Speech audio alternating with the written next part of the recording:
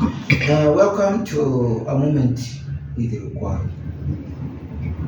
The issue of family is so dear in my heart,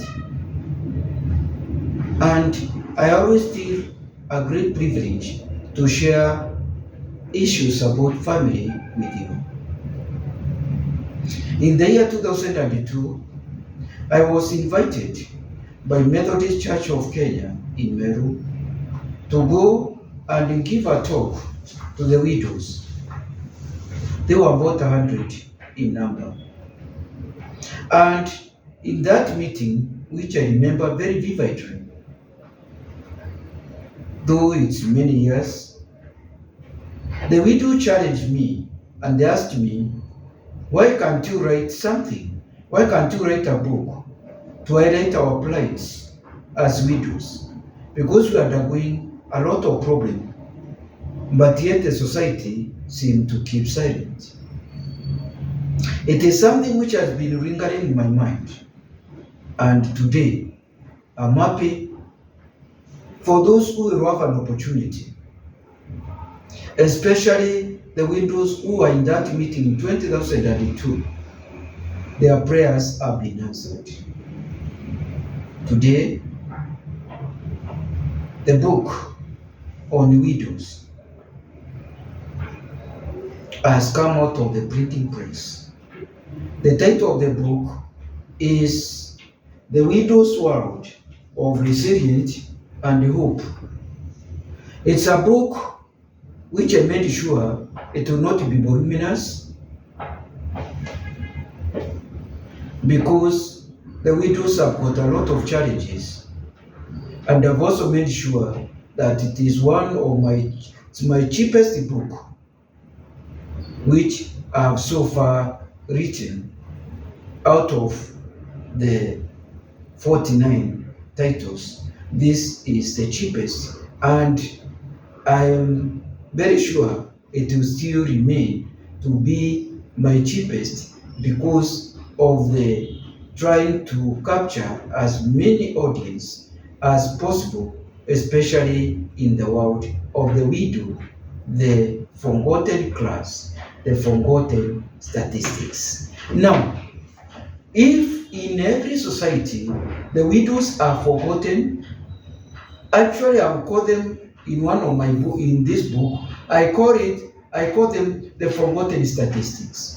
Much as we might talk about the widows, although the 23rd June was recognized to be the International Day of the Widows, it's a very invisible day. We rarely hear about the widows, much as we hear the International Women's Day, the International Youth Day, and many other days. The Day of the Widows is very invisible. And one thing which you have to remember is that the widow, once the widow, they have lost their husbands, the world becomes blank. The world, the dreams they had, it becomes such a great battle. And especially if the husband had died intestate. What do I mean by intestate? Having died without a will.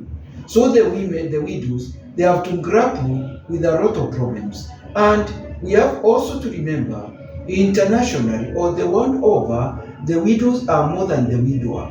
Because probably you would probably challenge me and ask, why have I not written a book on the widowers? Am I not biased? The widowers, they don't have as much stigma as the widows. The society would allow them to simply fit and get another woman very fast. It will be hard for them to lose even their belongings, the property of the family, once their wife dies. But with the widows, when the husband dies, it will become a totally new world. So there is the sin of omission in even the normal statistics, even in the world of research, and even international data. And so you find the widow, they find that they are being discriminated even in the churches. They are being discriminated culturally. When it comes even to inheritance, they are also neglected. They are also neglected even by social policy researchers. Yes. So you find that, for example, in Kenya, the widows are very much affected, especially the aspect of poverty, once they lose their husbands. But now, today, I would like to mention a very critical time, and this is the second year after they lose their husband. This second year is so critical. The widows, of course, they go through 5 stages of grief, which are very critical, which, because of time and space, I will not be able to highlight every stage, but you can read it in more details in my book. In this second year, the reality dawns. Now they are no longer Mrs. So and so. Their title have changed, either to MS or to Miss. And to some, when I've been talking to some widows, to some, they even tell me they don't want even to have that name of the husband. They simply want to forget about it. They simply don't want even to see their photographs.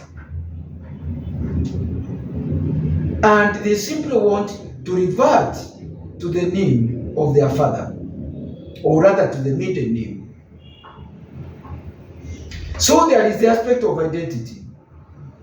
The identity they change. So there is the aspect of identity, struggling with identity. In the second year, the reality dawns that now their identity is changed. It is also the year when they lose friends. The friends whom they had, they end up losing them, especially female friends. They might feel that this is a risky group, they might snatch their husbands, so they keep away. The pastors, the imams, and the rest of the religious leaders, they fear that it be construed that they are having an affair with the widows. So they keep away. Even the wives of the pastors warn their husbands, be careful, don't be close to the widow, so and so. In this second year, the supporting group is foreign. In this second year, they have got the new identity. In this second year, there is now the dawn. It dawns to them about the loss of financial security. Probably the husband had got a mortgage of a house. They are more likely even to lose that house. There is such a great loss. This time, they end up even experiencing what we call the widow brain. And in this widow brain, they experience what is called the brain fog. This time they get confused, they feel exhausted, they feel numbness. The reality is they really wonder, as it really happened.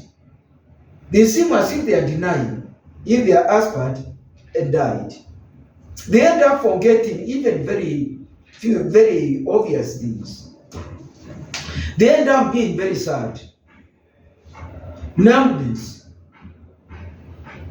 And this thing, it makes the widow's world very difficult. Now the question is, as a family therapist, how do the widow, how can they be able to navigate this challenging world? The world of discrimination, the world of stigma, the world of financial challenge, the world of social challenge, the world of identity. What do they do? The book, The Widow's World of Resilience and Hope, will answer that question. Thank you very much, and I welcome the widows, please, to make sure that you read this book the widow's world of resilience and hope. It's resilience and hope which make the widows survive. If the widows will tell you their story, it is just going to be overwhelming. They have got a wonderful story, how they have been able to navigate the challenging waters of widowhood. Please share the story and also encourage even the widows to make sure that they are members of a group where they can have an opportunity to share their story.